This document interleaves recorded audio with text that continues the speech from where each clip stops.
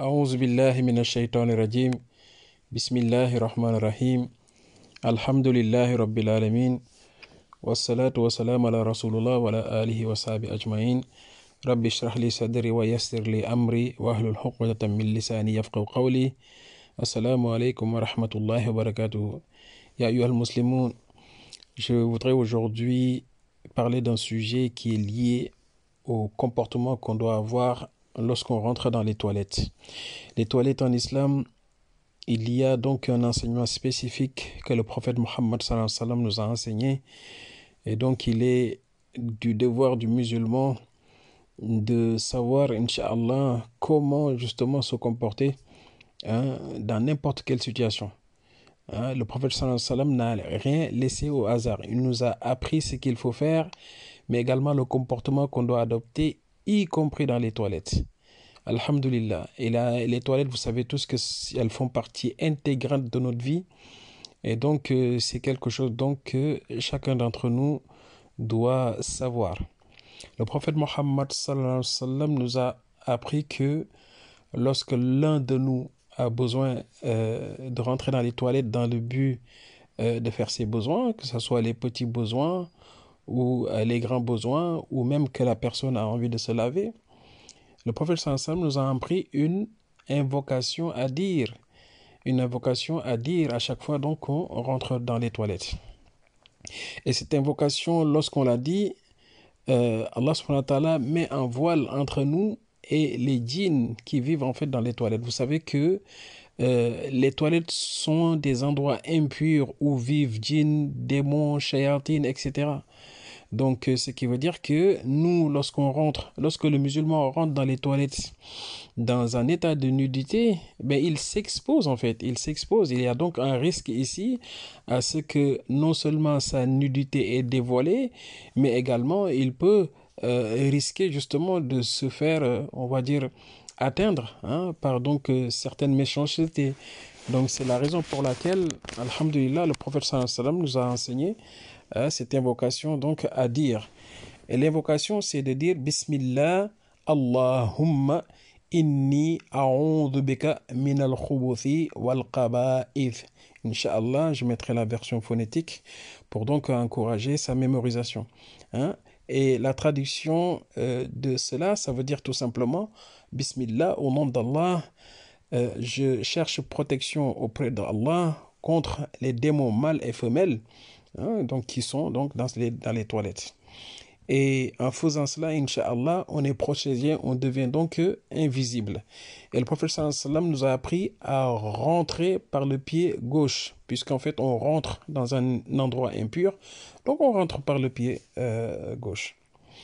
Donc le fait aussi de dire Bismillah en rentrant, on met également l'intention. Si par exemple, à la suite de nos besoins, on a envie de faire des ablutions, donc le fait de dire Bismillah à l'extérieur, on va dire que ça suffit, Inch'Allah, pour donc à la fois l'invocation qu'on fait pour rentrer, mais également si on a envie de faire des ablutions plus tard, donc le fait de dire Bismillah à l'extérieur, c'est suffisant. Parce que vous savez que lorsqu'on est dans les toilettes, on doit éviter de prononcer, on ne doit pas prononcer le nom de Allah subhanahu wa ta'ala dans les toilettes. Donc c'est la raison pour laquelle, Inch'Allah, on met l'intention avant.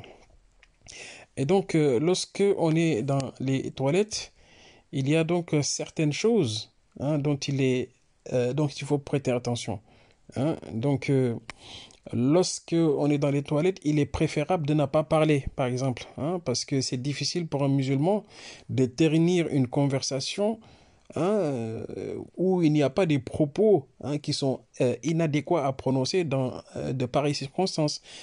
Par exemple, on peut dire Assalamu alaikum, on peut dire Inch'Allah, etc. Donc c'est la raison pour laquelle, ou d'autres propos identiques, c'est la raison pour laquelle il n'est pas préférable de parler donc, dans les toilettes. Également, lorsque on est dans les toilettes, il est souhaitable en fait de ne pas rester longtemps dans les toilettes. Dès qu'on a fini ses besoins, on essaie de sortir rapidement. Parce qu'aujourd'hui, malheureusement, on peut, avec le téléphone, rester très longtemps dans les toilettes et ce n'est pas quelque chose en fait qui est préférable, puisque vous savez que c'est c'est une zone, c'est un endroit où il y a beaucoup de shayatines, un endroit donc impur. Parmi les interdits, donc, lorsqu'on est dans les toilettes, c'est radou salam, c'est donc le fait de répondre à un salam. Lorsque quelqu'un est à l'extérieur qui dit assalamu alaikum, on n'a pas le droit de dire alaykum salam, puisque vous savez que salam, le terme salam, le nom salam, c'est un nom de Allah subhanahu wa ta'ala. Donc on ne répond pas. Le prophète sallallahu alayhi wa sallam lui-même, lorsqu'il était en train de faire ses besoins, une fois, il y a eu un sahaba qui lui a passé le salam, en lui dit assalamu alaikum. Le prophète n'a pas répondu.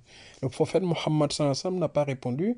C'est une fois qu'il a fini ses besoins, qu'il est sorti, qu'il lui a expliqué que voilà, il lui a pas rendu le salam puisqu'il était en train de faire ses besoins. Donc de la même manière, lorsqu'on reçoit le salam, hein, on ne doit pas donc retourner ce salam. Même si une personne aussi également éternue, on ne doit pas lui dire yarhamukallah, hein, parce que tout simplement là, on est en train de faire ses besoins. Et même nous, quand on éternue, on ne dit pas alhamdulillah, hein, ici. On le dit dans ses pensées, mais pas à haute voix. Hein. Alhamdulillah. Donc, parmi les choses dont il est également détestable de faire, c'est les sonneries, hein, les sonneries des téléphones. Des fois, on met des sonneries islamiques dans nos téléphones, on rentre avec et ces sonneries se mettent donc, on nous appelle et le téléphone se met à sonner avec donc ces types de sonneries, hein, dont vous savez tous que c'est inadéquat de faire, on va dire, sonner des téléphones avec, on va dire, c'est un contenu islamique. Hein, ce n'est vraiment pas respectueux à ce niveau. Hein, l'adhan qui peut sonner également, la iqama qui peut sonner. Donc ça, c'est des choses dont le musulman doit beaucoup faire attention. Également, avec le téléphone, hein, il faut super faire attention. Ce n'est pas interdit hein, de rentrer avec le téléphone, mais il faut savoir en fait quel usage hein, la personne doit en faire. Hein, si on est donc en train de scroller, de naviguer avec son téléphone, hein, vous savez que des fois, avec nos pages hein, sur lesquelles on est abonné, on peut scroller, tomber en fait sur du Coran, sur des rappels. Alors que ces choses-là, on ne doit pas les visionner, on ne doit pas les regarder, on ne doit pas les lire, écouter des choses comme ça en fait dans les toilettes. Donc c'est aux musulmans de faire très très très attention à cela. Hein. Et donc, il n'est pas également préférable de décrocher son téléphone. Hein, c'est pas un endroit en fait où il faut tenir des conversations, on l'a dit plus tôt. Donc, une fois en fait qu'on a fait ses besoins, on essaie donc de sortir rapidement pour ne pas traîner. C'est un endroit impur.